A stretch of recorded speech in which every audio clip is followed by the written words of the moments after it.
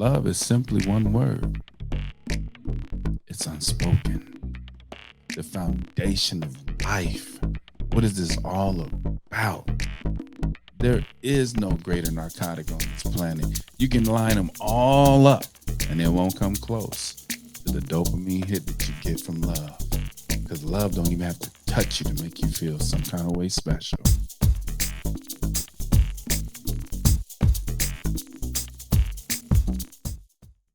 Welcome back to the Art of Love with DR.O. And I'm yours truly, DR.O.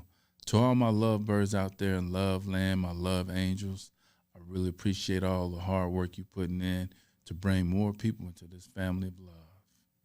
If you ever see somebody crying, you see somebody that's wondering, why don't he love me? Why don't she love me? How can I get him? How can I get her art to love me? What's wrong with me?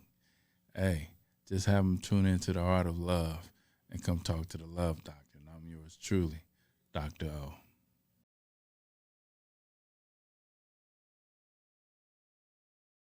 Okay, you've asked for it, and it's back.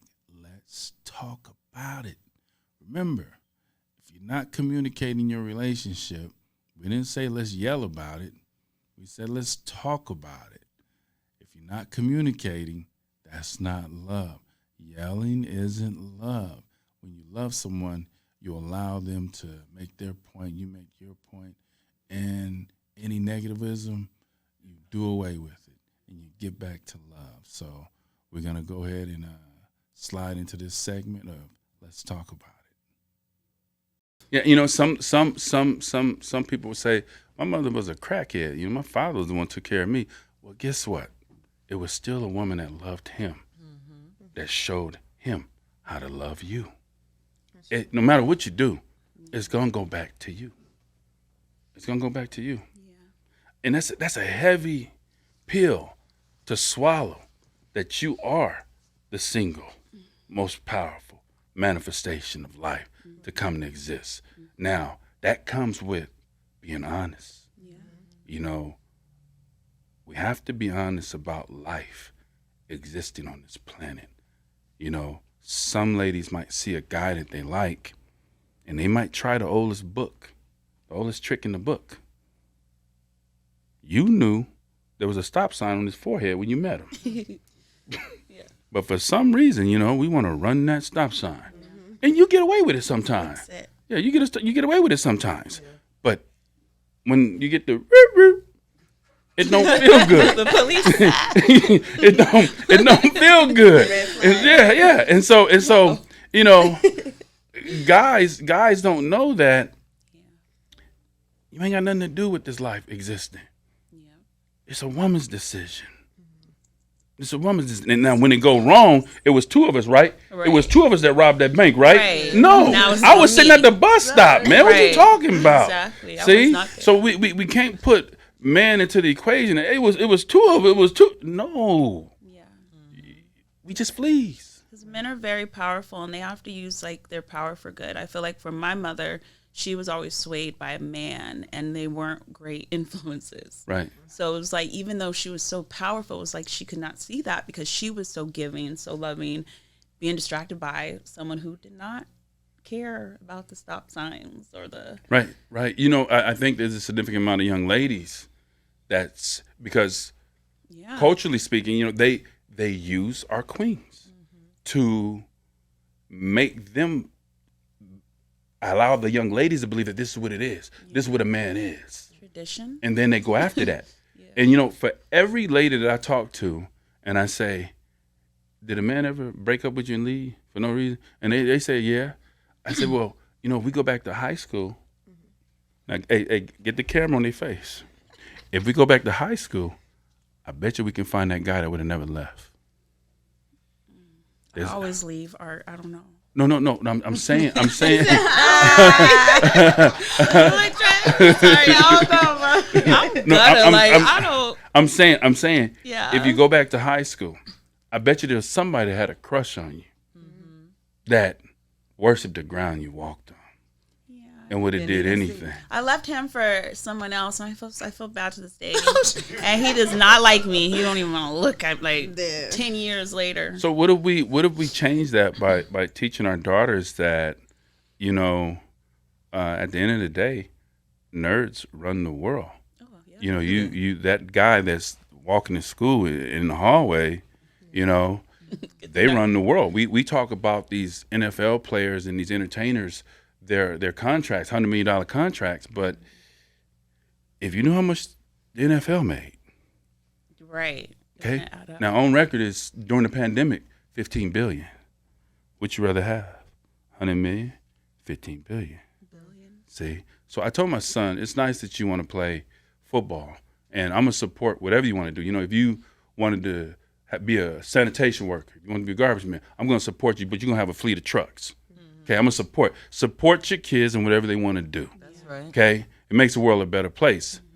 But at the same time, there's more to it than that. You know, if people would just admit to themselves that it's okay not only to love yourself, but to love someone else. But you can't do that until you love you. Yeah. Then the world would be a better place. You know, I don't want to get off subject, but how many people you know took those vows? But how many people you know took it to the grave? Us. I feel like I'm breaking it. Like I'm teaching my auntie and my cousins and my grandma. Mm-hmm. You know, like. Mm-hmm. But they have like the tendencies. They just don't realize how much they could maybe the value. You know, my grandma kept up with herself, so like everything. I you know what's crazy about this whole thing? I talk to my friends about this, like even, you know, Karina, Kayla, all my friends, any of my friends that's going through anything, any woman, period. The things that we stress about when it comes to like men, it's like, girl, you know you got all the power, right? You got it. You run this. It's you. You run this. It's you. I tell women this all the time. That a man is going to move how you allow him to move. Mm-hmm. You can make him shift, turn, twist. So that's one of the things that I said before in a segment before, and I said, hey, fellas, don't get your feelings hurt, but we don't choose them. They choose us. Yeah. There you go. They choose us. And you know, there's word out there that, you know, guys talk about, well, it's a man's world. You know, what do you do? What bridges have you built? What trains have you built? What houses have you built? What have you done? What do you do? Right? And, you know, even James Brown, that song, It's a Man's World. Do you know it was a woman that helped him with that? Right. Okay. See, people don't know that. They don't understand that. But the thing about it is this. Let's go back to what I said in the beginning. A queen instructed a queen to handle her business and to run her business. What would it look like if a queen ant or queen bee went to go be a worker bee or a worker ant? Thank you. See, so we need kudos for what we do. It's what we're supposed to do. Yeah. See? Exactly. And we don't look for the kudos. See? That's the crazy See? thing. Yeah. A queen is supposed to play her position. And your position is not to imitate a flea. Okay. Yeah. What would an elephant look like? Buzzing around. Right? Wow. Trying to right. Come on. See, I need women to understand the magnitude of their existence. Absolutely. And to know, you know, I'm like I said, I'm confident in who I am. Mm-hmm. And I know who I am simply because that woman that raised me. Mm-hmm. I love discipline. She ruled me like Mother Russia with an iron fist. Mm-hmm. And I loved it because it's easy. Mm-hmm. Just follow the rules.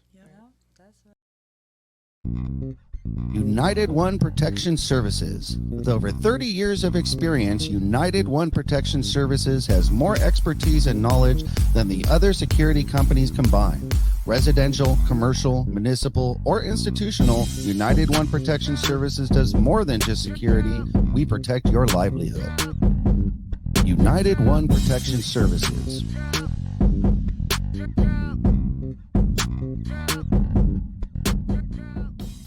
Welcome to the Art of Love with DR.O, and I'm yours truly, DR.O. To all my love angels out there in Love Land, spreading the good news, bringing more happy souls into this beautiful family of love, I appreciate you. And continue the hard work, the good hard work, you know. One of the things that I'm hearing from a lot of you love angels out there is, okay, DR.O, you're showing me how to master the inner universe of me. You're showing me that. You know, you said I have over 1 trillion cells inside of me that individually I can inspire to live or to die, as I can lift my hand up in the air and bring my hand down. I can tell those cells inside my body to heal me, to love me. So as I'm mastering the universe from within inside of me, DR.O, how do I know that another individual is the right person for me? How do I know if that vibe is right? And what type of vibe should I look for? See, when you say vibe, what you're really saying is energy. We're all just bundles of energy, of light that came to rest inside of a shell that we call a body. See? And if you lost your leg, the soul of you would tell you get a prosthetic limb. But if the soul stopped, hence the body would wither. Hence, the soul controls the body. The body doesn't control the soul. Knowing this, see, when we know this, when we know that on this planet, at an 8 billion, there's only one you, and no one is capable of being greater than you being yourself, except for the creation of thyself. So DR.O, tell me, how do I find what's right for me? Well, it's called frequency. What's the right frequency for me, DR.O? The energy, the vibe. What is that all about? Well, let's talk about the manifestation of that. And of course, as you know, my love angels out there know in Love Land, I love science. See? And everything around us is just energy. As a matter of fact, the solid things that you see that you think is solid, well, it actually is solid, but if you look further into it, it's moving. It's energy, it's frequencies, see? And once you dial into the right frequency of an individual, of course, first by mastering that which exists inside your universe, then you'll know if that other person is the right person for you. You know, while it's on my mind, let me also add to that, you don't have to wait for heaven. You don't have to get on your knees to go to heaven. You can find it within yourself. Regardless of your circumstances, we create the heaven and the hell that exists inside of us. You know, here in America, a kid throw a tantrum because he lost his favorite game to play. You know, maybe his joystick got broke on his Xbox 5, his PlayStation 5, you know, and he's losing his mind. But it's our perception of the reality that we give ourselves inside our universe, see? Yet there's another kid in a third world country, and he's throwing a tantrum because he lost his favorite rock that he likes to play with. Now, I'm sure that if he had that PlayStation, it'd be mind-blowing, but look at that. It's a rock, and he's crying over the rock, as a kid would cry over a PlayStation 5 or an Xbox. Regardless of what it is, it's the thought that we put inside the universe that exists inside of us that gives us the misery or the joy, the heaven or the hell. So let's tap into that. Let's dive into that, the frequency. Where did it all come from? Well, your parents. Your parents. And as they got theirs from their parents, and so on and so on and so on, this is where we're at right now inside of you. So your parents, you ask yourself, what were my parents like growing up? Well, for me, my parents were sparring partners. I mean, they did their thing every day, and they made up every night. And it seemed like they got pleasure out of it. I don't know, you know? Some people's relationships is quiet and soft, and they may go to church every week. And then in 2 years, they end up in divorce. My parents stayed together until death did them part. They took that oath seriously. And see, as a child, looked at my parents' energy, their frequencies on how they communicated with each other, never look at someone else's relationship and place judgment on yours. Because my parents fought every day. They sparred every day. They yelled, talked, and did all kind of stuff, okay? Every day. And they stayed together till death did them part. So what happened to the people that was in church every week and doing the right things and had such a beautiful relationship, but it ended in 2 years? So never look at someone else's relationship and say to yourself, well, our relationship should be like this, like the Joneses. See, the reasons why you never keep up with the Joneses is because, never tries, because the Joneses don't tell you the truth about what's going on. There's 4 sides to every story. You know, there's the side of A, truth, and the side of B's truth. And then there's the actual truth of what it really is. And then there's common sense. So never place judgment or wreck your relationship trying to keep up with somebody else's. Just focus on yours. So focusing on my parents' relationship and that energy, that's a sub-energy. There's 3 levels, okay? Level 1, that's on a DEFCON scale, as United States of America governs the threats of other nations upon us. It's called DEFCON. DEFCON 1 is intimate. The missiles are in the air, and that's that. Some people call it a negative vibe, you know, because it's brutal, and that's what my parents chose to swim in, to embellish in. And some days is better than others, and some is worse. But looking back on it, wow, it was amazing. And so they created me. And here I am. And we're not supposed to be hypocrites of our parents. As we get older, we realize that our parents were not perfect, but they were perfect enough to get us to the point to realize that. And because we realize that, it's up to us to be a better example of them. See, because we're the only human beings on earth that can actually be better than any individual being themselves. And that's the creation of yourself. That's your child. So hopefully I'm not losing anyone with what I'm saying, because you know I love science, but the negativism, you know, me looking at that, I had to say to myself, okay, they argued every day. And I had to make a conscious decision if that was something I wanted to do. If I was to be a better example of them, that was something I couldn't do. So the negativism, you know, do the individual that you're seeking dwell on DEFCON negativism 1, frequency 1. When you just listen, you know, God gave us 2 ears and 1 mouth for a reason. We're supposed to listen more than we speak.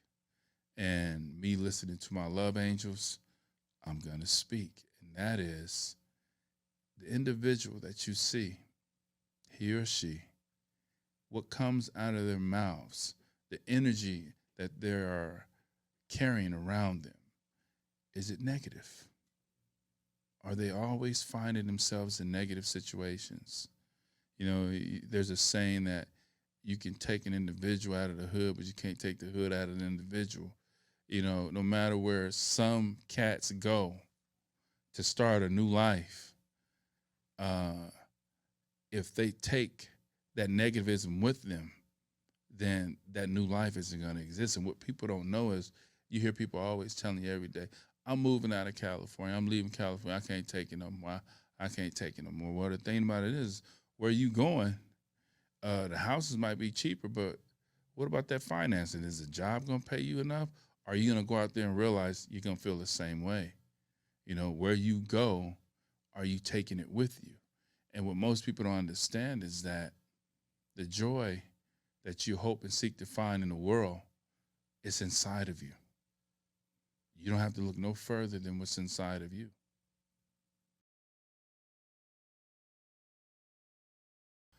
Welcome to the Art of Love with Dr. O, and I'm yours truly, Dr. O. My love angels out there in love land, how y'all doing? How the world treating you? Remember, don't chase after this world because it'll keep on spinning on you. All you have to do is just do you, and this entire universe will come to you. Remember that. Let's see here.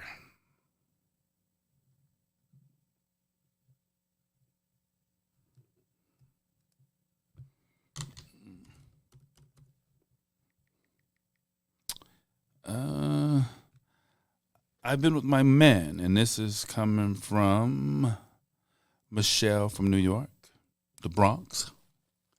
Shout out to the Bronx. I've been with my man for 10 years. He proposed to me 3 years ago, and he won't help me plan for the wedding. How much longer should I wait to walk down the aisle? Okay, so you're claiming ownership. You said my man. You said he proposed, so there's a green light there. That's all in. That means it's a green light. It's a green light. You know, if you know that on a scale from 1 to 10, this gentleman is 8.3, almost a 9, okay?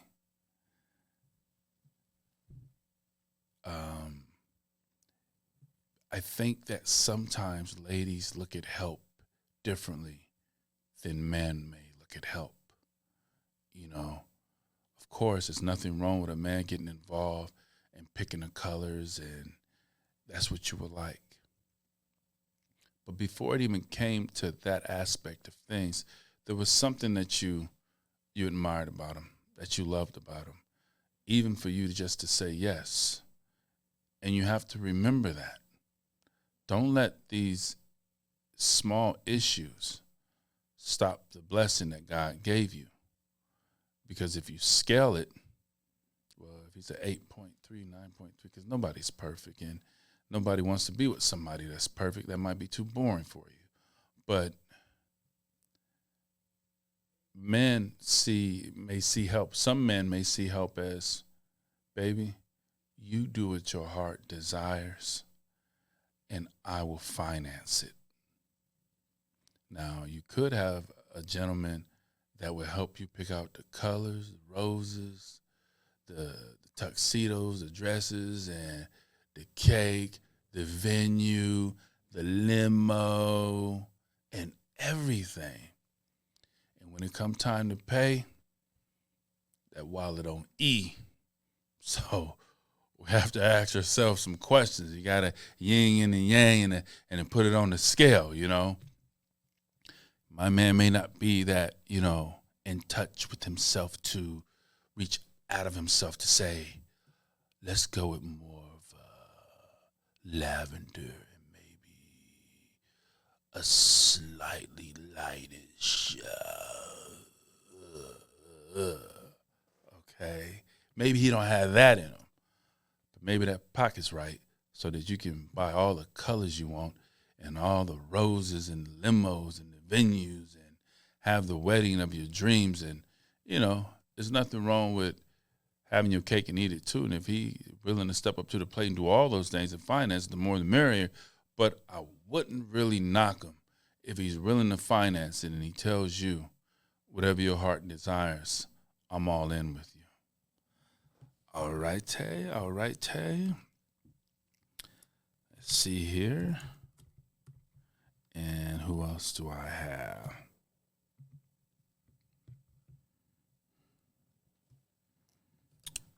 Okay. Wow.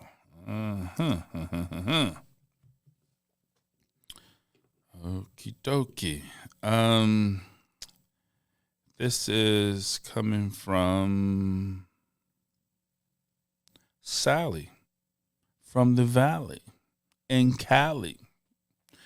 I moved in with my man. I love him dearly, but his son is so bad as hell.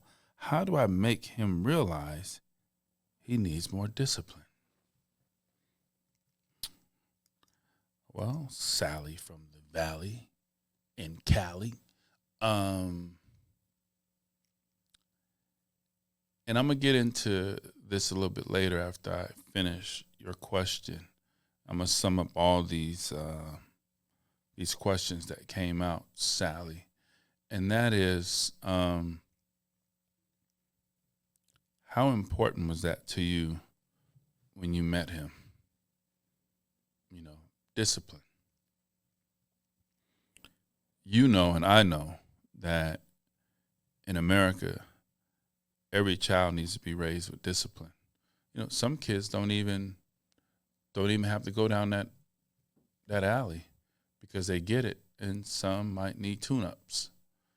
But it definitely needs to be there, because I always tell people, whatever you don't do to discipline or raise your child, that guy that's going to be in that jail cell with him, he may not be so nice.